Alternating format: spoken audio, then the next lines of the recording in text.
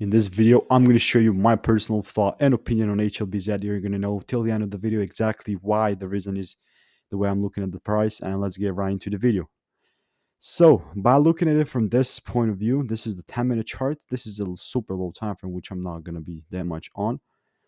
Okay, me and you right now can both look at the performance and see how we have performed, which overall 85% down in the past 6 months is just a huge number, which you don't want to miss, right? 95 in the past year. I'm talking about last 15th of February 2022, right? Last year, this time, which is again a lot. But from the start of this year, we're up a little bit, but that doesn't mean nothing because we're just February, right? 1.5 month, um, a little bullish moves. I get it. I get it, right? A lot of the stocks are up from the start of the year so far, but yeah, overall, my predictions are looking something like this.